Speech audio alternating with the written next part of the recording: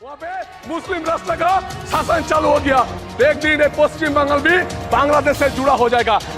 ওইখানে মুসলিম রাষ্ট্র প্রতিষ্ঠিত হচ্ছে, অর্থাৎ বাংলাদেশে মুসলিম শাসন প্রতিষ্ঠিত হচ্ছে, যাতে ইন্ডিয়ান পার্লামেন্ট ভয়ে কাঁপছে।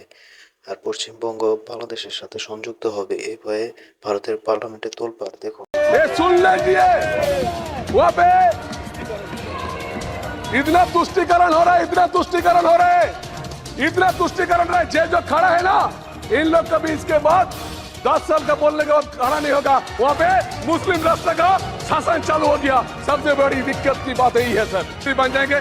ममता बनर्जी की इच्छा है, पश्चिम बंगाल का सीएम का इच्छा है যে हम देश का प्रधानमंत्री बने। ভারতীয় পার্লামেন্টকে একটা কথাই স্মরণ করিয়ে দিতে চাই যে ওই পাশে অর্থাৎ বাংলাদেশে ইসলাম রাষ্ট্র প্রতিষ্ঠিত হচ্ছে, অর্থাৎ এদেশে সহিংসতা বৃদ্ধি পাবে।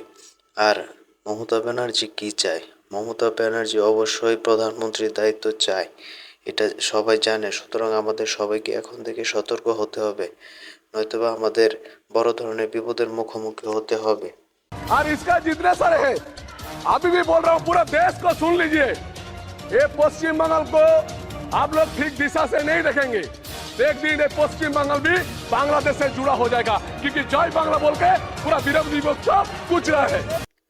আমি সবাইকে আবারও সতর্ক করছি, এই পশ্চিমবঙ্গ এই পশ্চিমবঙ্গ বাংলাদেশের সাথে সংযুক্ত হয়ে যাবে।